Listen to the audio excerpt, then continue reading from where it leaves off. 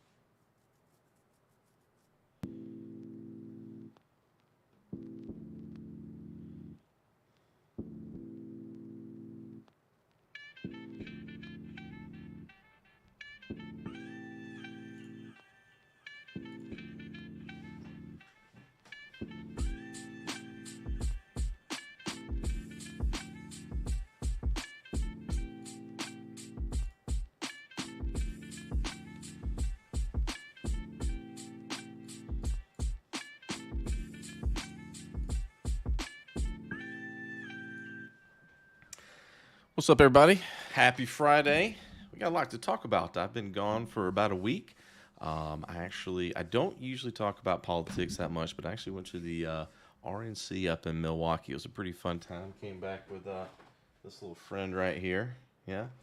And yeah, I as it gets closer, and so speaking to Jen here, I really don't ever try to get politics involved in trading or investing. And I've known a lot of people that have made the mistake of doing that because what I've known people to do over the years is they think that because one party wins or one president wins that the stock market is going to crash. It doesn't matter who it is. You can find people on either side. And so I wanted to bring up this chart right here, just kind of just give the my broad approach to like what does it matter. And so this is the S&P 500 price change by president, going all the way back to Eisenhower. And here we have red is Republican, blue is Democrat. And there seems to be one consistent thing across the board, and is that there's a high probability that it will go up no matter who is president. And that's really the takeaway. And so I know a lot of people that have sworn to sell everything if X is elected, whoever it may be, come November.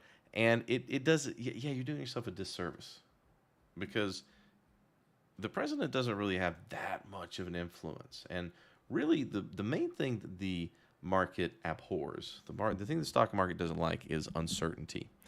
And that's really what actually drives it down. But once a president's elected, stock market's free to just go up, and people can attach whatever narratives they want to with it. But that's my overall point there. There's a little bit more I'm going to talk about Tesla in particular, because Elon's been putting himself in the news, much to the dismay of Tesla shareholders. How much do you think that his influence is going to have on the share price of Tesla or people buying Teslas? I want to think that it's going to be not zero, actually, but is it going to be long lasting? So we're going to kind of talk about that a little bit. Of course, as promised, we're going to look at tech stocks, what has pulled back. The Nasdaq broadly has pulled back, and I'm going to talk about it from a high view. But actually, as I was looking at the intro earlier, as we were going through the music, I noticed this little event right before I left on Thursday of the 11th. That was 2 weeks ago. This was I had to go back and look what this was. It was the CPI for the month of July, and the year over year, this is basically a measure, the consumer price index is a measure of inflation, was down a little bit less than people expected. In other words, it's 3% year over year inflation, still higher than 2%. That's what the Fed wants it to be. But contrary to the contrarians, inflation is actually coming down. Now, from that, people speculate what the Fed's going to do. Are they going to lower rates? Are they going to keep them the same? I don't think anyone believes they're going to raise rates. That doesn't seem to be the case. So I think it's a safe bet that the Fed is going to keep rates the same. And what you would think that keeping rates, you would think logically, that if the Fed was trying to get to 2% and we were getting closer and closer to 2%, that having a better inflation print would imply that they may lower rates faster, or they'll lower rates at all, maybe even before the end of the year. I think the odds, the people betting, have it in September. Maybe they'll do a rate cut, and that is bullish for tech, right? Because tech requires a lot of venture capital, a lot of credit, doesn't make very much revenue initially, and so generally lower interest rates are what's associated with tech going up. But in spite of that, what we had on that 8:30 announcement was this spike. And if you guys have watched my live stream for many weeks, or any week, I always talk about this spike, this little magic indicator that you can have for $19.99 for a limited time only. No, it's free. It's just basically the simple phenomenon of false breakouts. And that's exactly what happened on 8:30 of July the 11th, 8:30 a.m. Eastern, when that news announcement came out. Price spiked up. It broke above the high that it had set prior to the close on Wednesday, the day before, and closed back inside that candlestick right there, closed back inside of it within the same bar. That is just, man. The reason I discovered this, it's not magic, is because so many times, and if you've been trading long enough, you have too, this has cost me money. And so all I did was just make an indicator that showed that little phenomenon, kind of highlighted it, tell you the ATR clearance right there, and it is a powerful reversal signal. And if you'll notice, the indicator fires like any indicator does a lot when it does this kind of volatility. But something like this on news, something like this on an all-time high, mwah. And I didn't take this short on the NASDAQ. I did take it short on the ES, and I took Wait, was it, where's our Thursday? It's Tuesday. Hold on. Where is that Thursday? Yeah, okay. So I did take it short here on the S&P 500, but had to take profit the next day on this counter spike. So, you can go either direction. Little news, and then I think you had the jobs report that came on Friday the day after, and that knocked it up. So the S&P 500 as a whole recovered a little bit, actually made a new all-time high, but that spike on the NASDAQ, man, I wish I would have gotten into that one, because that one I could have held and never gotten stopped out in profit. But interestingly enough, that news spike, where one would think if one followed the news and used their brain to imply what this means, what the news means, then you would have thought that tech was going to go up. But instead, that news event, which should have been bullish for tech, was actually the start of this whole 2-week sell-off. Now, that's why I don't really care that much about trying to follow the news or what people speculate about. I think that you can see all you need to know from price. And so based upon that, we're going to look at the price of some of these stocks today. Of course, if you have things to look at, make sure you put them in the chat. I already got a couple in the chat on the Discord. I'm here for you guys. I'd like for you guys to generate some ideas for me, for everybody else, and make sure that you do the like, share, and subscribe and all that kind of stuff that the algorithms like. Also have a Discord community I don't charge for, and I don't charge for that indicator either, because I actually want people to have valuable tools so that they can do investing and take advantage of this great thing we call capitalism. Yes, I am a proponent of that. And I had an interesting discussion last night with a Bitcoin socialist. I know I usually don't talk about politics, but I really tried to get into this person's head genuinely. How is that going to work? And I'm not going to divulge who it was, because I enjoy these conversations with people. I really do, because I like to know how people think, why they think, because you never know when you might be able to learn something from somebody. And I didn't really get an answer for how that's going to work. But what I will say is this: I have definitely noticed over, the course of talking to people over the last few years, especially, that there's a lot of discontent out there. I think that's just kind of just speaking, truth. I mean, and a lot of people just want to find some different way to do things. But the reason I do this, the reason I talk about trading and investing, is because I want to help people avoid some of the pitfalls of buying into scams like, paid algorithms for trading, scams like shitcoins, and try to get them to focus on things that have done really well for me in the last decade or more, which are assets that have gone up in this wacky inflationary system that we have. We're not going to change the world individually. I don't believe I can tell you that you're going to vote and change the way the Fed policy works, but you need to, in some way, in some fashion, be putting money into assets if you're going to get ahead, because as the wages are not rising and all that money is going into assets. All right, I said I wasn't going to talk about politics, but I guess we can't help it as we get closer and closer, because it's going to be on the top of everything. But if you can, take a step back, just look at the chart, find opportunities, and try to ignore the rest. If you figure out how to do that, let me know. All right, let's check the chat and say hey to the people that are in here. So let's see.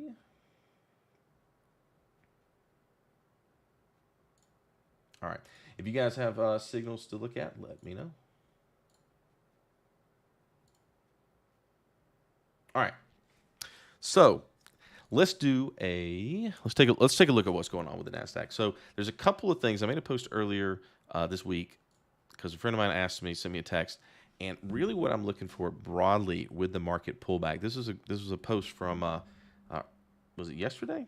Yeah, and so I really want a little more of a deeper pullback here on the broader market. Tech, NASDAQ, we're going to look, NASDAQ broadly has pulled back, but what I always say to people is in any given year, you have 2 to 3 minus 5% or greater, about 5% to 20% even. That's a correction. Crash is about 30%. But what we had back in April when I was, telling folks about this was on the S&P 500. We're going to use the ES for that. We had this pullback that started in the beginning of April, and it went down till about April the 19th. That was a 6.85% pullback. That was a healthy pullback. That was a great buying opportunity. I was able to pick up a lot on the second dip, this little second dip here that you typically always get in one of these kind of things where it's not going to V bottom right away. So don't worry about missing it. But now is the time for people to be kind of on guard because everyone's always kind of looking for a pullback, looking for a good buying opportunity. Well, you're getting it. You're getting it. So where is the market right now on the whole 5% metric? Well, broadly, pulled back so far about 4 and so, let me get exact here. I think it actually hit 5% yesterday. But what I really want to see, 5.05% yesterday. I really, really want to see 5,400 on the S&P 500. Why? Several reasons. So one of the things I want to look at is where did most of the trading happen prior in this move. So if we do a volume profile of this move up, we see that it's already broken the point of control, which was kind of established in June. A lot of trading went on right there between June the 11th and July the 2nd. The next level is going to be here at this price consolidation zone at the beginning of June, or excuse me, the middle of May to about the beginning of June. And so if we want to see what the point of control for that area is, be a little more granular there, and that puts us at about 53.92. And if we want to convert this into SPY, that's about 529 SPY. And this is actually what I made the post about. And you also have this prior all-time high level set back in March at about 524. And so really in this 520 range is where I really, really would like to see the market get into. This is the kind of the depth of the pullback that's going to get me really, really interested and greedy. I also like to see some news, which I haven't really seen yet. I haven't really seen that fearfulness that Warren Buffett talks about. So we may not, well, I don't think we're at a bottom yet because I haven't seen that FUD coming in news. Everyone's been so obsessed with the political cycle the last couple of weeks. Again, taking away from good trading and good investing, getting distracted by politics, that no one's really focused on the market doing a pullback. And so I'm paying attention to that kind of little esoteric factor, and I don't see it quite yet. Also, the SPY itself, if it gets down into this range, now we're at about -6, -6.5%, and that's what I really consider to be a good, healthy pullback, nice little place to kind of buy in on what we are in, which is definitively a bull market. If we look on the weekly SPY, we're actually still holding that Tinkinson, that red line right there, which is the 9-period 50%. And speaking of 50%, it's the 50% of the move from all the way back in April to the all-time high that it recently made is also 529. So this 529 SPY level is, that's really juicy. One more thing that makes it really interesting to me is that ends up being the bottom of the Ichimoku cloud. One of the things that I trust, like spikes and 50% levels, and now volume profile, is the Ichimoku cloud, especially the daily. It really tends to hold the trend. It's really effective on Bitcoin. We're just going to talk about here in a little bit. There's a Bitcoin conference going on right now, which Trump is going to apparently be speaking at, I think, tomorrow, which is the weekend. I can't avoid it. I can't avoid talking about politics. It's on everyone's mind, even the crypto scene. But we'll talk about Bitcoin here in just a second. But technically speaking, you see right here, somewhere around August, that really seems to be a very interesting inflection point as we go into next month. Thursday, basically on Wednesday the 7th of August, that is when this daily cloud turns up. That's right around the time where we can kind of predict that price is going to get down to that level. And so that first week of August, which actually incidentally I'm going to be off that week actually. So I'll probably have to try to grab that remotely. Maybe set some alerts. Actually, because I'm taking another little trip then. Summer's time to be traveling. I'm going to be going to up to beautiful Pacific Northwest.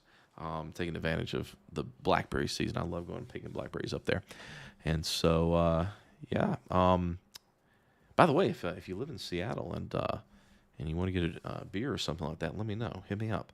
I like to meet people I've met through trading anytime I go on these trips. So that'd be fun. I really like it if I could meet and talk to traders around the country. So putting that out there. But yeah, this is what I'm looking for over these next few weeks and days and weeks. And as one more thing, we'll talk to Nasdaq in just a second. But the other thing that I use for timing elements, for timing the stock market, is the VIX. And VIX 50% pullbacks, VIX has an inverse relationship with the stock market because it is based on the volatility of SPY options. Okay, just know that when the stock market goes down, fear goes up, lifts implied volatility because people think there's a larger range that the SPY can now move, and the price of options, the price of insurance on the SPY goes up. And it has this uncanny, uncanny means like unexplainable.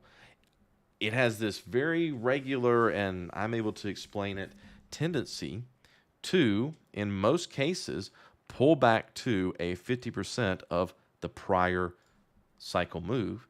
Like there we had one in October last year, pulled up to the 22 VIX, which was the 50% of the March to the July range. Then we had a little bit lower VIX that had a nice little perfect hit there at 21.31 right here, back when we pulled back in April, that one we just talked about, which was the buying opportunity of this year. And then now we had this little spike down, which happened at the 15th of July, and that is not quite up to 2071 VIX, but 2071 VIX. Put an alert there. If we say get down to that, if we hit 2171 VIX August the 7th and we're in the 520 SPY, like I doubt that it's going to be that perfect because, it's like any good plan. Once you doesn't survive contact after you touch the enemy, that would just be like really, really crazy on the money. I almost kind of, I'm so cynical that I kind of doubt that. But no, those are one or multiple or all of these factors. That is going to be a great buying opportunity. It's probably going to be the last buying opportunity we get before the Santa Claus rally. Just like the last buying opportunity was in April. And so be looking. That's what we're going to look at here in just a second. Some of these tech stocks that have pulled back. Be looking for stocks that you really want to try to pick up. Good companies. A couple of my favorites actually have gotten killed this week, making me very, very sad. But they've been winning for many years. LLY, Eli Lilly, and Waste Management. Two of my favorites for years, almost a decade or more. We'll look at that in a second. So, but Nasdaq, we're going to look at the futures here. It's doing something very similar. It's already pulled back to almost the bottom of the cloud. It's already pulled back to the 50%. And its volume profile level, I believe, was actually hit yesterday. Yep, at about 1900. Nice little even psychological level. Didn't perfectly hit it, but 19,000. And so QQQ, that translates to 460, let's call it. Yeah. But I'm really going to go off the broader market. And so I really want to see that SPY 520 area. When you see 520 on SPY, get nimble. Bitcoin, as I said. Oh, you got CrowdStrike? Good job. Yeah, we'll look at UPS in just a second. Dell Champs on Highway 1. Are you traveling? So there's another thing that a friend of mine sent me today. Leave it to Bitcoin Twitter to take any opportunity they can to try to pump things up. And Bitcoin's up 3% today after being down about 5%. Because, like I said, Trump is about to speak tomorrow. But I got some bad news for you guys. Do you guys remember when Elon was supposed to go talk on, or he was big on pumping Doge, and he was going to have a Saturday Night Live appearance, and everyone was looking. They were going to sell at $1 Doge, and it got to about like 71 cents that Friday. I may be misremembering the exact number, but it got in the 70s, low 70s, the day before Elon went on SNL. And then he did say it. He did say to the moon, and then that was the top. And so you always have to think, you have to really just always remember this point. It's not the event that is going to drive the price up. It's the hype up to the event. Just remember that. Just remember that. Bitcoin is in a weird place right now, and that's what I've told people that have asked me about it. So I trust, and I still trust, and will continue to trust the daily Ichimoku cloud as the litmus test for the Bitcoin trend. And it, of course, broke to the downside, broke down, got officially bearish on the 24th of June. So when the momentum got on the bearish side of the cloud at the same time as price. It did not do that back in April, but it did in June. And then once again, we come back up, and price and momentum were both above the cloud in the 21st of July. Now once again, so officially, Bitcoin is bullish. It is bullish, but it's just at such a wonky situation when it comes to all-time high that you really just can't go long at this point. You just can't. I mean, you can do anything you want. It's your money. But you have to be aware of, we need a solid close, a solid weekly close. Now, because it's gotten very dicey on the weekly, we need a solid monthly close above this all-time high to really get that momentum going, to really get that confirmation. Otherwise, you're looking at just pretty much all downside. And I still think that the most ironic thing will oftentimes be true, and that is a return to the ETF launch level at about the mid-40s. We're going to see. I mean, it depends on what you want to see here, triangle patterns, whatever. The simplest thing to look at when you look at the weekly here is lower highs and lower lows. Is Trump's speech tomorrow going to pump it up, maybe make a new higher high? We'll see. But the simplest way to look at the price action is lower highs and lower lows. Anything can happen. That's what Trading the Zone book constantly said in basically every chapter, and kept repeating it. But right now I'm still in my BITI. Still in BITI. If it makes a higher high, if we make a new all-time high, then I'm going to have to cut that. But for those wondering, I still am short with BITI. Bitcoin, because I do believe still that the risk reward is greater to the downside. Long term, long term cycle wise, I do think that Bitcoin will probably get up to about 145 to 165 at the top of this cycle being between now and 2028, which is a great return. It's a 2x return, but 2x return for the risk is not really worth it for me right now. And so I'm going to sit patiently, and I'm going to wait, because I know, based on trading Bitcoin for over a decade now, that it doesn't matter what the price is when everyone's telling you to buy it. When everyone's telling you to buy it, when everyone's excited about Bitcoin, you will guaranteed, guarantees. Every time I've seen, there's always an opportunity to buy it at that price again at the bottom of the next cycle. It's just that volatile. Don't let them tell you that like this time it's different, or Donald Trump's actually going to add it to the strategic reserve or some BS like that. I've started calling that hodltainment. It's fun for the people that want to have a reason to hodl, but it's not really good financial advice. So be patient. So yeah, the stocks that I've been kind of interested, I've had for a long time now, LLY, they're killing my boys. So this is going to be, pharmaceutical consumer staple. Hurt by earnings.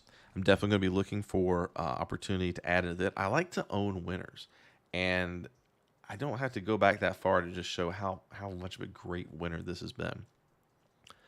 I mean, this is, a lot of people got really, really excited about buying into EV stuff several years ago and totally ignored boring stuff like garbage collection, like waste management. And again, this goes back to the whole conversation I had with the Bitcoin socialist, the one that thinks that capitalism is horrible and evil and it needs to be abolished and it needs to be socialism for everyone, why not just try to participate a little bit in capitalism? I do believe that there's ways that the average person can get ahead. Of course, you need the cash, you need to have it in savings, you need to do this, but a lot of the pitfalls people get into are trying to get into these kind of shit coins and things like that for some quick gains, try to get out of whatever situation they're in. But there's plenty of companies out there that you don't really hear about. They're not really tweeted about. Costco is another one. I mean, these are great companies. I mean, Nvidia's been in the news because it's going so. I mean, people get really, really excited about this kind of stuff because it's quick gains. But the things that have actually made me the most over more than a decade are the boring stuff. It really is. I mean, yeah, I've got Nvidia, I've got all that kind of stuff, but the things that don't give me any stress are the LOIs and the waste management, the Costco's. Hell, Coca-Cola is up. Coca-Cola's about to make a new all-time high. Who thought? Sugar water. Sugar water's been great, by the way, over the last 2 years, or actually since COVID. Slow, but steady. Home Depot, that's another one's kind of going up a little bit. Pfizer, finally, this is one of my picks from earlier on the year. This was one of the things that I started the year off in January. Pfizer, down, absolutely depressed, down to a multi-year, I think almost like a decadal low.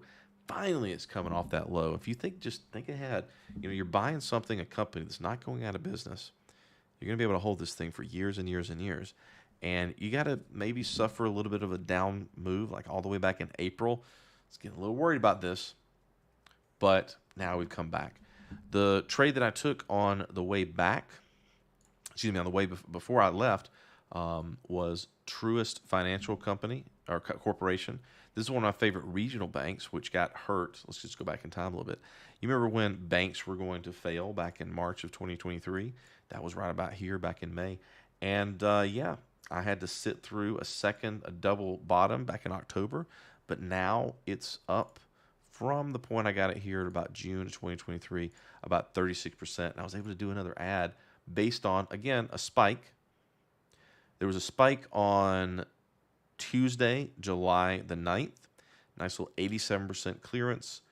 This is one of those where I wish I could just replicate it every single time. So this was at a 50% level right there, that move. And there was one more thing that I liked about it. It was set up here on the weekly. This was doing a bullish Ichimoku breakout. In other words, now price is above the cloud, momentum is above the cloud. This thing's ready to go, and I'm able to pick it up at about 38.15, I think. So I'm feeling pretty good about that too. It's not crypto gains, but this is the kind of stuff that appreciates and benefits from compound interest. Probably still has about a 5% dividend yield in this thing. So those are the stocks that I'm really kind of excited about right now. All right, let's go to yours, and let's go through this. We'll do kind of like a little lightning round here. Yes. All right, fine. Well, that was the first one.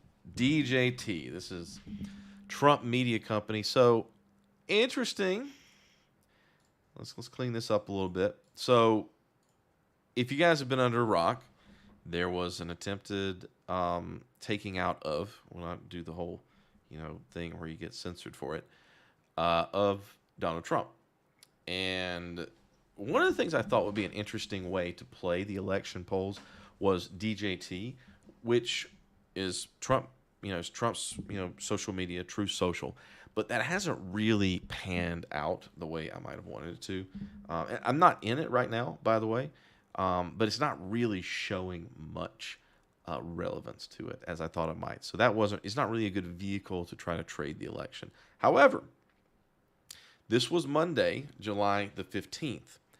And that pop, which was from the close the Friday before to the open, a 50% rally. That's pretty significant.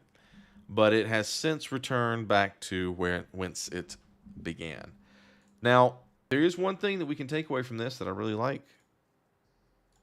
And if you look, that pullback was right at the volume profile point of control.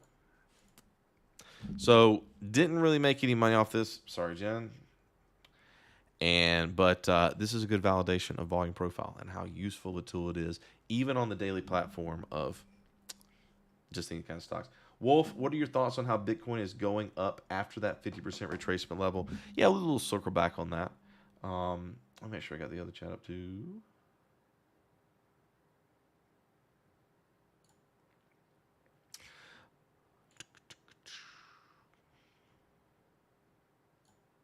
So the 50% he's talking about is the 50% of the dip, like after the ETF was launched up to the all-time high, that 50% being about, let's call it 56K.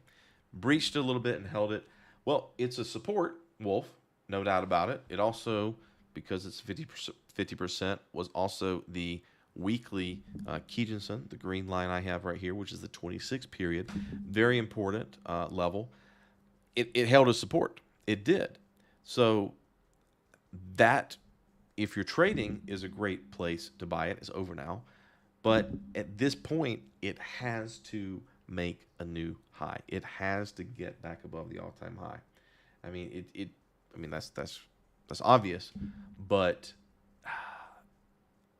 you can't really go long right now because you're so close to that.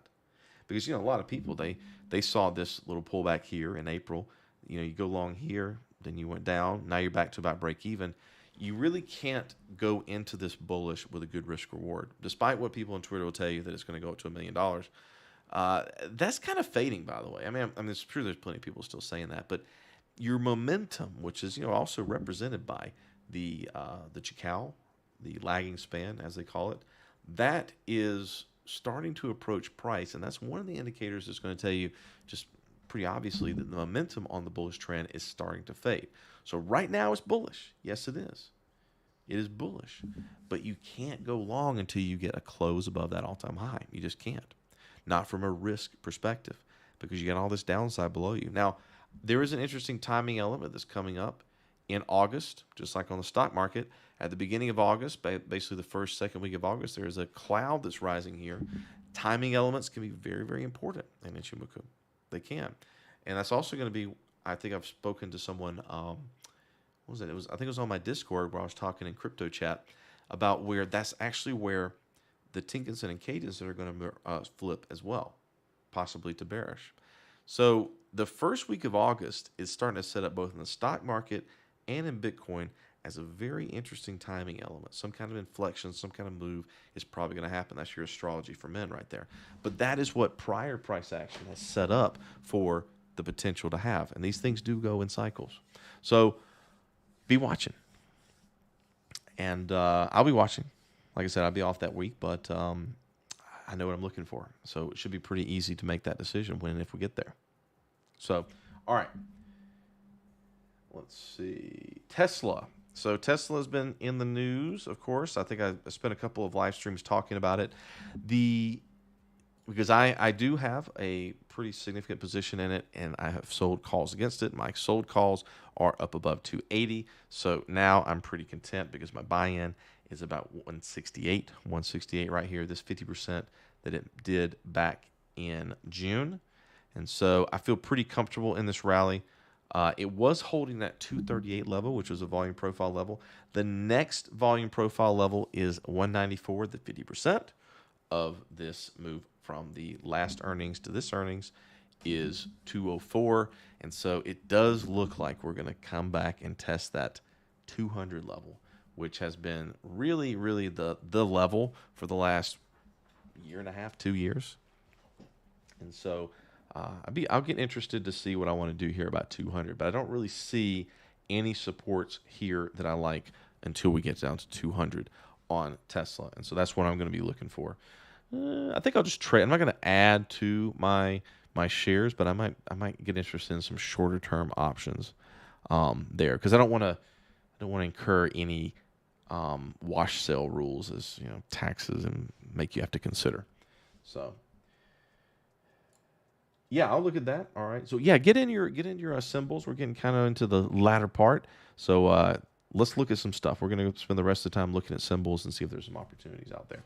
So Nvidia, I might want to get some more Nvidia. Oh, did I miss a chance to get Nvidia? Well, it pulled back to the daily cloud here. That was yesterday. Ding. Back on July 25th. Momentum is still, telling us that this could be a pullback to the cloud. Let's see where that sits in the volume profile of the way that got us up here. So the really good level, the really deep dish pullback that would be supported by both the past all-time highs and volume profile would be 94.88. What about this level? Did it ping that level? Not quite, not quite. So really not seeing those kind of supports that I want to see for me to do an opportunity. Doesn't mean it can't turn at any point, but I really want to focus on opportunities. And that's where I really shine in my own trading. I think you can too. Wait for something that you can really sink your teeth into and really believe in, have confidence in. So those are going to be the supports right there. Maybe a 104 that we might get. Again, I'm wanting the stock market wanting to. I don't really get what I want. Stock market's going to do what it's going to do. But I'm really looking for a little more of a pullback on stocks to that SPY 520 range, like 520 to 530. And that could pull, especially these tech stocks that have been hit hard, down a little more to a little bit more of a favorable position. So patience, grasshoppers. It wicked the 50%. Yeah, I mean you're correct. Let's see. Yep. It did. So I could have missed it. That could have been a good one, but I've been trying to find that confluence. Good catch, Wolf. I've been trying to find that confluence of volume profile. But yeah, that's oftentimes what you'll see that's why Ichimoku is all based on 50% levels. That's what all the lines are based on. The cloud is the Senku B, the thick yellow line is the halfway point of 52 bars shifted forward 26, and so that's why that works out really nicely. A little bit of trivia there for you for why that 50% is there. And I'm not going to be mad if you bought it there. That's actually a pretty good pullback. I just want a little more in the stock market. Maybe my patience is going to cost me, but that's okay. It just means everything I already own is going to go up. Yay, capitalism. All right. CrowdStrike. I have actually not looked at CrowdStrike. Let's see what's doing. Woof. Okay. What's funny is I totally had this 50% level drawn, I believe, before I even left on my trip. And I had some friends that got their flights canceled. I ended up having to drive them back from Wisconsin, which was pretty fun. Drove back in the Tesla. It was a good thing. I didn't drive. The Tesla drove. But it was fun. We had a good road trip.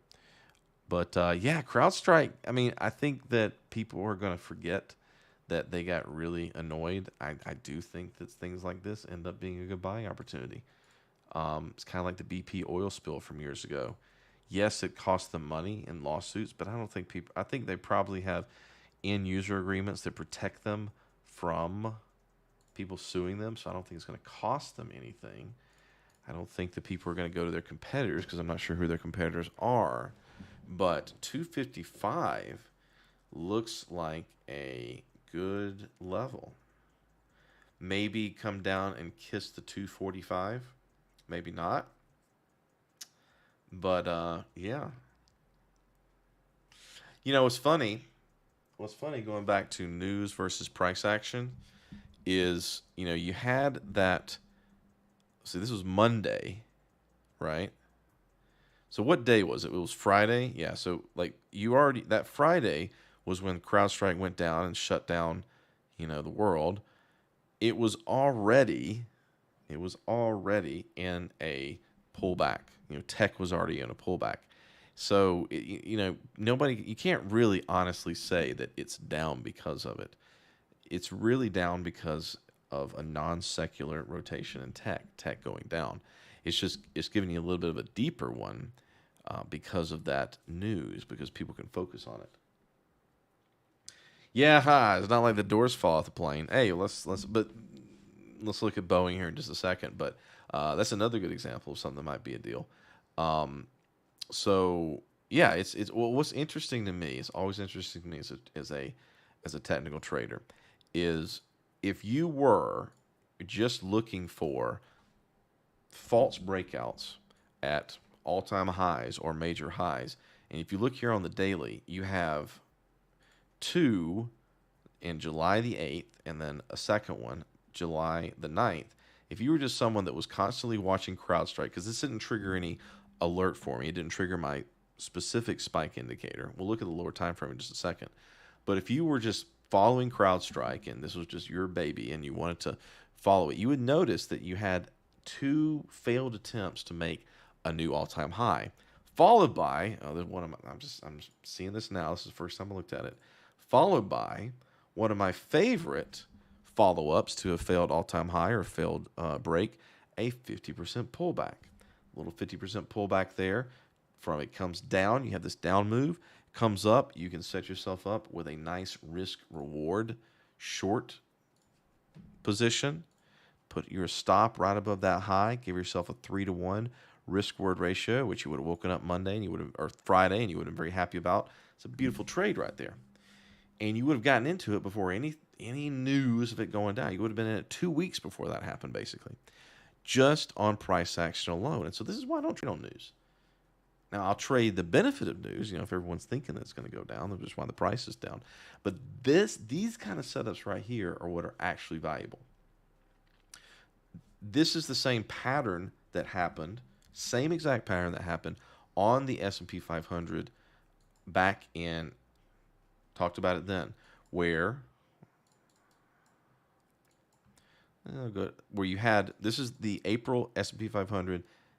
Let's just imagine we don't see the rest of that. There's the prior high. You have a false breakout there.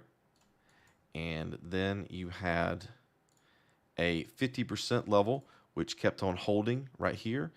Down it went.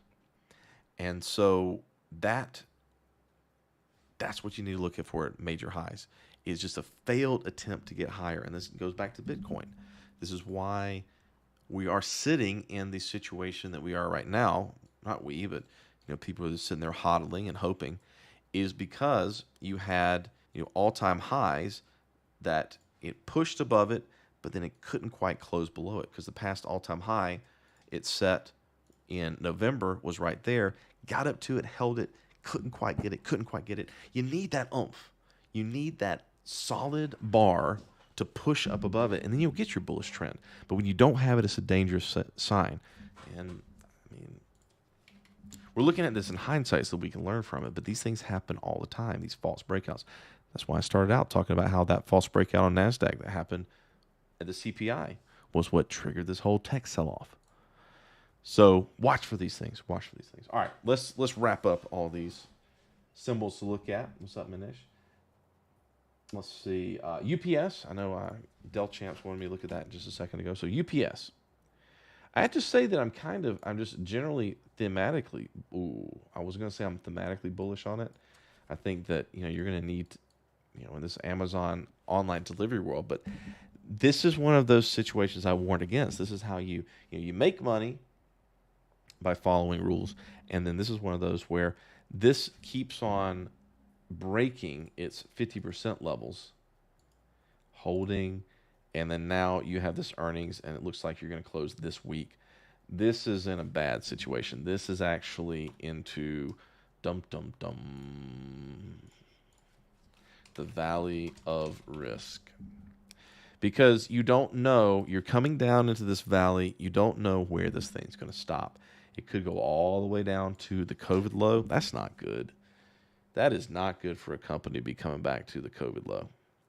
But you've broken all the supports, and you don't know when this thing's going to turn around. So if you're just hodling, you're hoping, man, it really, this 160 level, it really should have held that, but instead it held to the upside. That's just deadly. So no, this is not good. You're going to have to make a hard decision here on UPS, I'm afraid, Del Champs.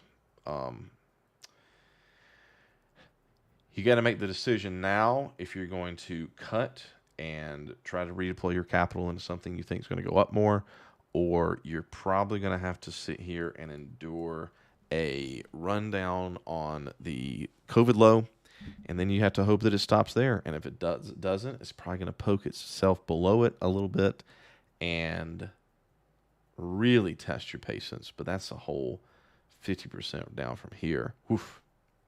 This is one of those things you have to avoid. You got to make a hard decision now.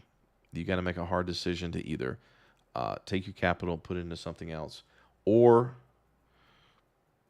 hold it and don't look at the chart for a couple months. Several months, actually. Maybe a year or two. Hashtag not financial advice. But yeah, this is what I want. This in particular is what I warn people about.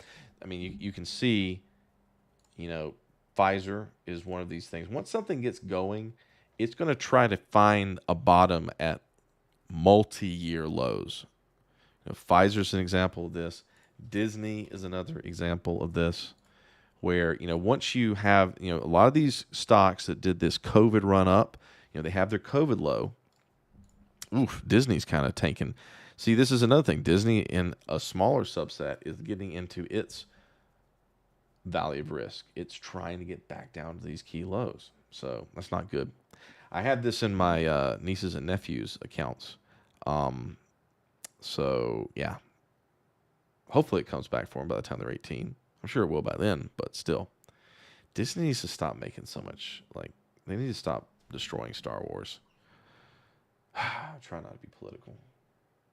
But I love Star Wars, as I think a lot of people do, and they're really, really butchering the IP. I mean, I don't think I'm alone in saying that. Don't do dumb stuff. Don't think that you can write stuff better. But I don't know how much that affects Disney as a whole.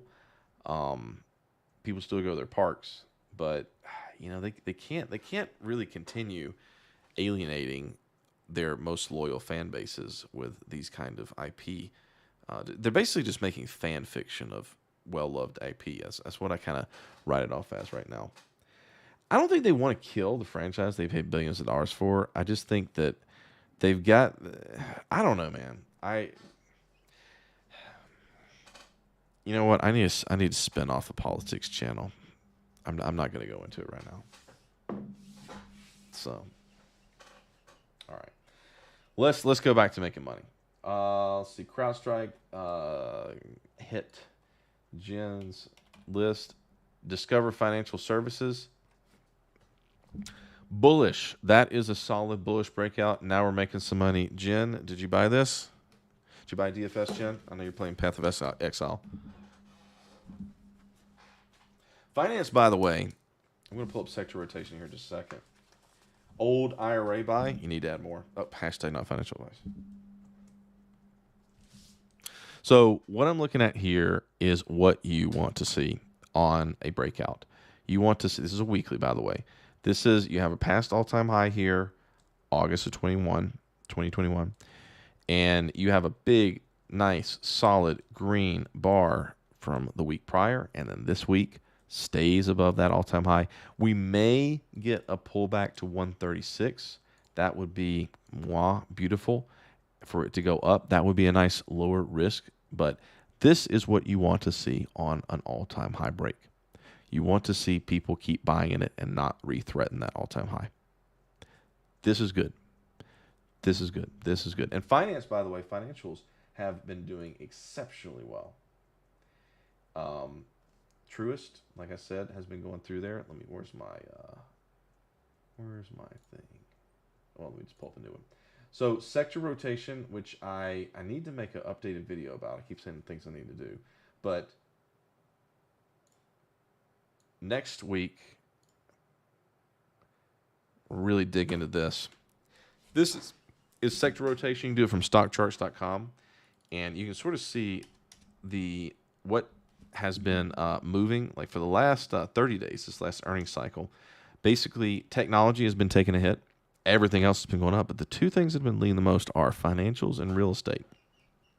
That doesn't really fit into the model of sector rotation, but it's just kind of interesting to see.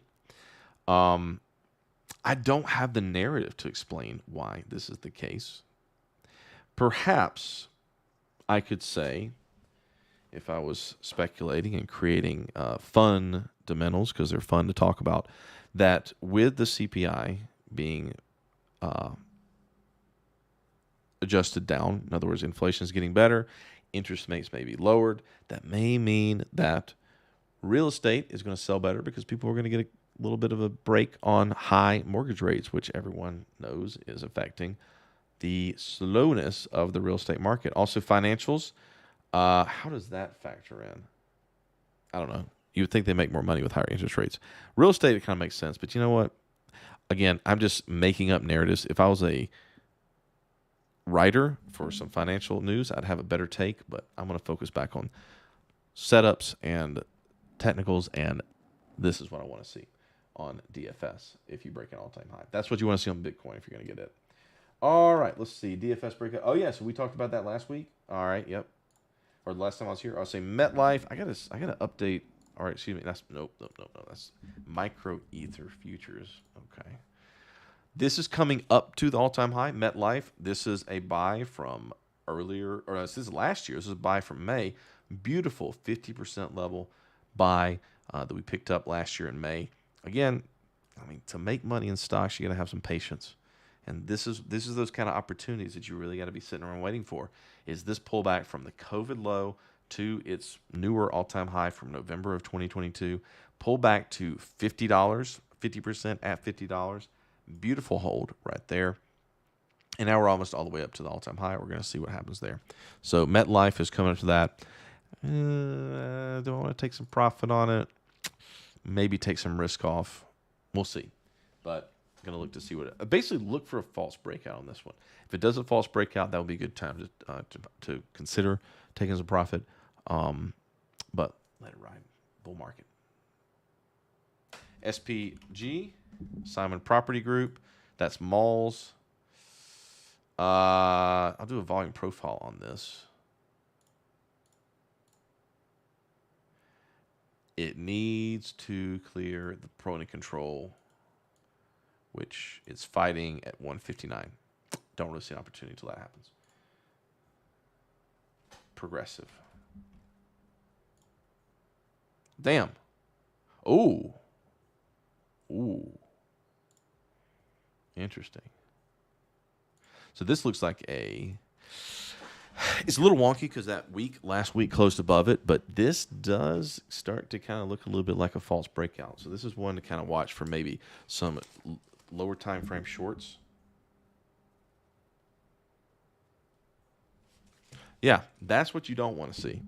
You don't want to see this at an all-time high. It's not quite slam dunk because this bar from last week, the week of July the 15th, it did close above it, but this week opening below and staying below, even though it tried to push above it, this is what kills trends.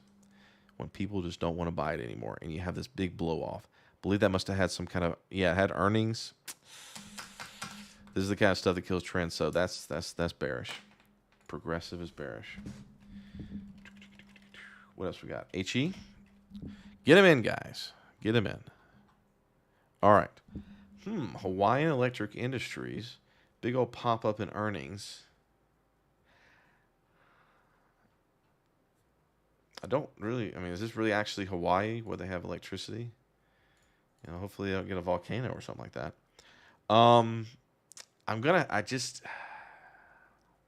I don't see anything I really can sink my teeth into on this one because you have this massive gap from August of 2023.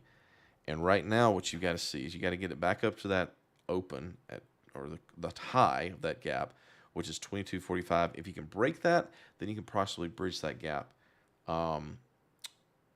Just not really something that is in my wheelhouse like the other couple I've talked about. So I'm just going to leave that with a no opinion on that. Sorry. Rivian, Vlad. I like what I like. I don't have to trade everything. Rivian, well, it looks like it's kind of punching up. I like Rivian. I like it. I think it is bullish. I do believe that we've talked about this in previous live streams, and it is in a daily bullish trend, which started, a couple of basically what this pop up in June was. That's bullish. Rivian's definitely bullish. It needs to hold, and it is basically holding above like the 15 volume profile range right here, 1541. And so as long as it can hold that, that's pretty good. It's pull back to this little high right here, bullish. Rivian is bullish. Oh, were you Vlad? Were you the one that came in a couple weeks ago and you said I can't remember who it was. Someone came in and they said that they own Rivian from 10, and they were asking if they should take some profit. And I said to them, please just let yourself become richer by holding. Just let yourself make money because it's in a bullish trend. What are you really doing if you only got 50% on something? I mean, you bought it at 10. This thing could have gone to 0, okay? It really could have. I mean, this is a tech. It's speculative. It's EV. EV's getting killed or has been getting killed. And you're up 50%. You're not in danger of losing money anymore. You're in a great position. And you think about the future, man. Set this aside and just forget about it unless it gets back down to your buying point, and then you can probably get out at break even. That's the kind of, you don't want to let something go down 60, 70, 80% and then hope for break even. You want to let something like this happen where it gets up 50%, you can feel pretty safe holding it, and then if it gets back to your break even, you cut it. That's how you handle a break even return. You know, that's the correct psychology. That is the absolute best psychology to approach it with. The other way is just, you just end up bag holding to 0 basically, or just it ends up being a penny stock that just won't die and annoys you in there in the portfolio with a big negative number. So do yourself a favor and just kind of forget about Rivian if you're up on it. Just let it do its thing. Just let it do its thing. All right. What's up, Floor? All right, let's see. Intel. Yeah, I need to go back and look and see who it was I was talking to about Rivian, but just let Rivian's doing fine. Did a little pullback, but I mean, if you think about it, this pullback over the last couple of weeks, what is this? Just let me reemphasize. Just from the high to the low right here is a 14% pullback. I mean, that's considering the volatility of it, it's up 50%. That's all right. Just there's nothing that worries me about Rivian at its current state. It is in the onset of a bullish trend from a very bearish one. You're good. You're good. Chill on that one. Hey, good to be back, Richard. All right.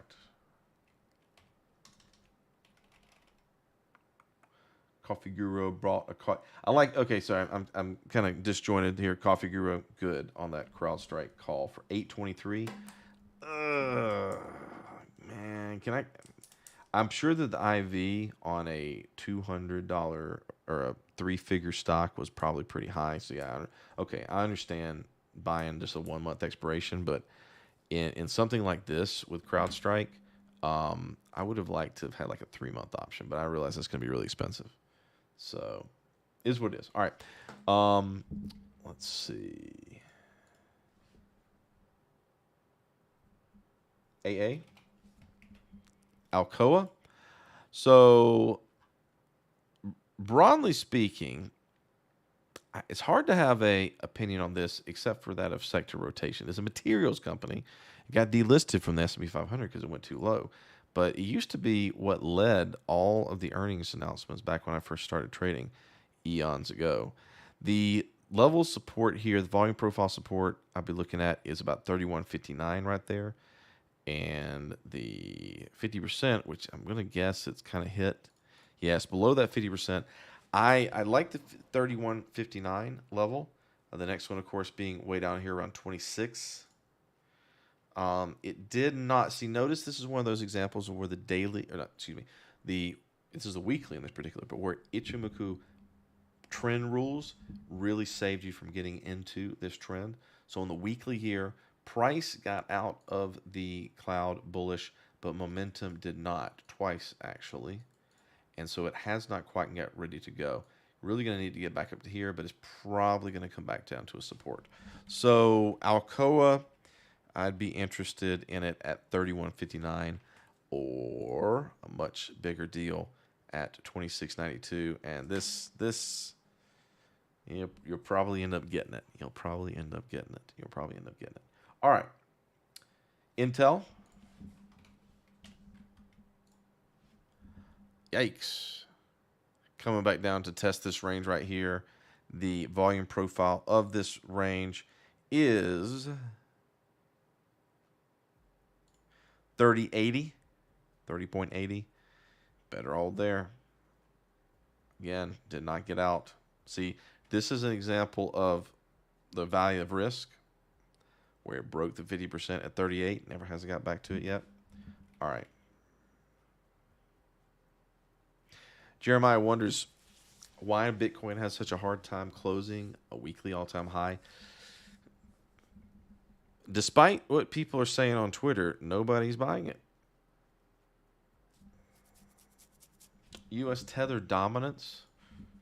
Not really sure. What do you get from dominance? Let me ask that. What tradable signal does Bitcoin Tether dominance give us?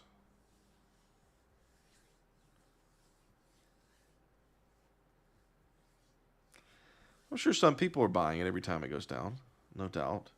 But why aren't they buying it enough to push it up? I mean, it's a rhetorical, but it's also like a legitimate question because there's limited supply.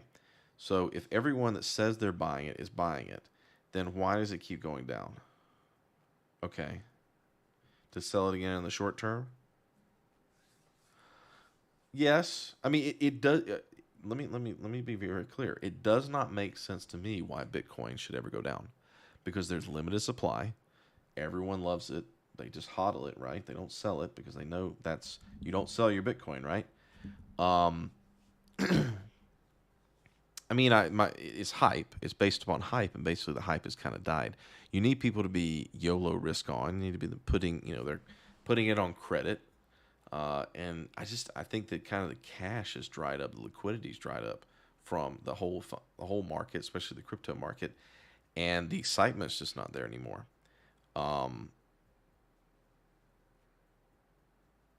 Well, the whole ETF is, I believe, a Faustian bargain.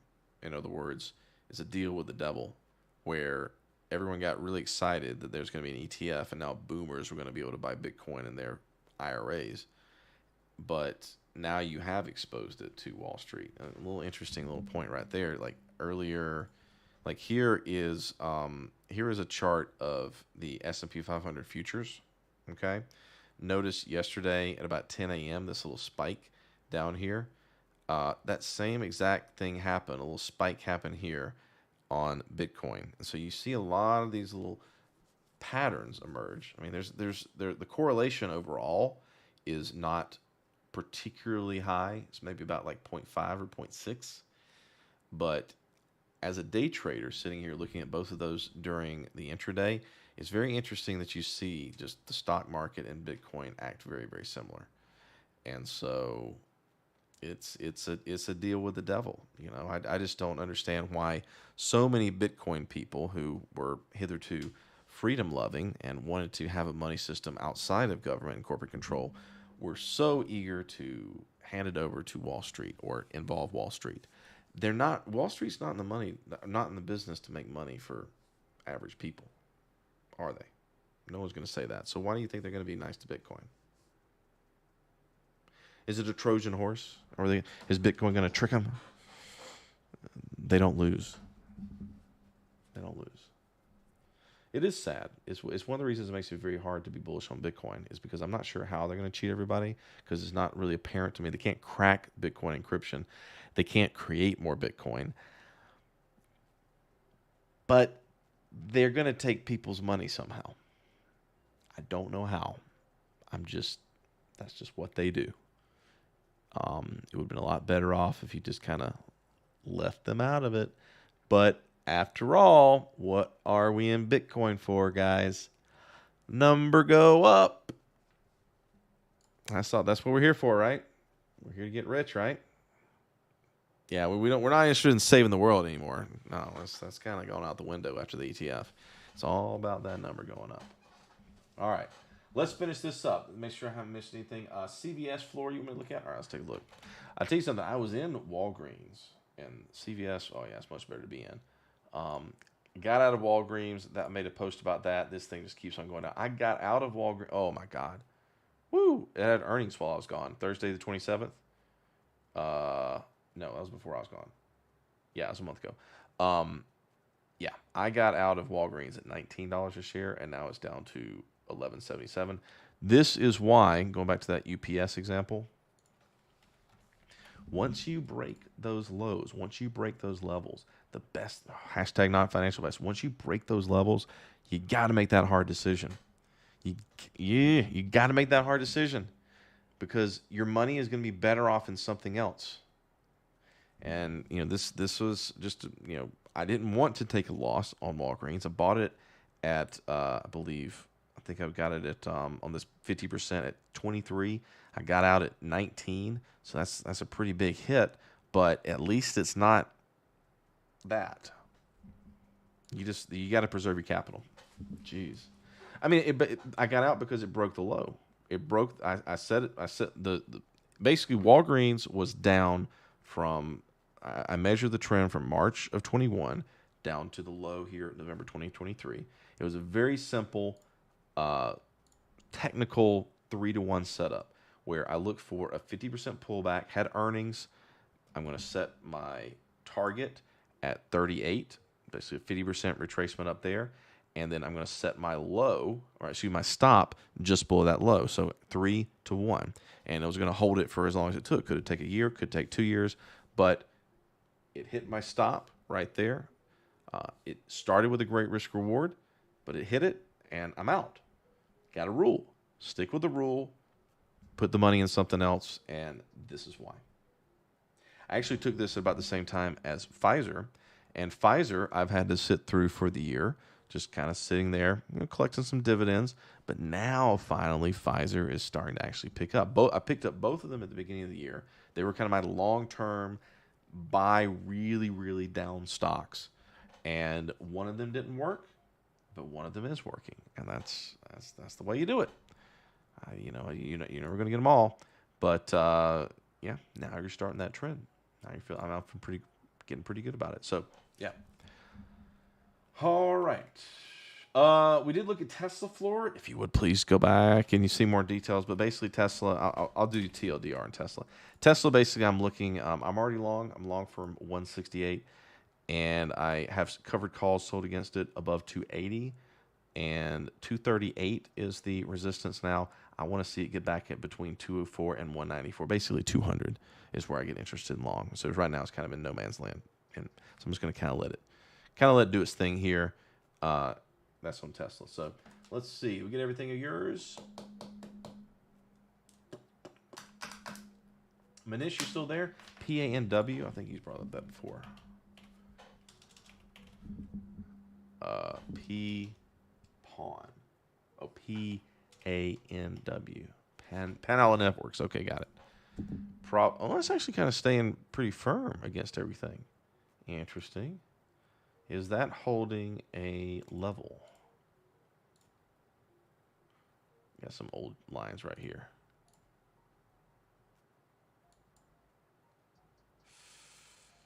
Don't really see a level for it to hold right now, so don't really have an opinion on that. And FTNT. Fortinet. This is one clearly, I think, that we talked about before, because I've got it already annotated from a past live stream.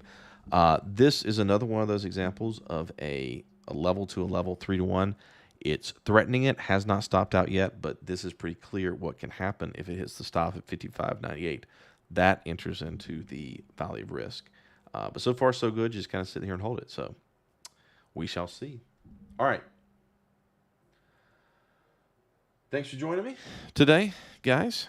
I hope you have a good weekend. I'm going to go get myself some dinner. And I will definitely be back next week. Make sure that you like, share, and subscribe. Join the Discord. Always enjoy the discussions that go in there. And we'll see you next time. Trade wisely.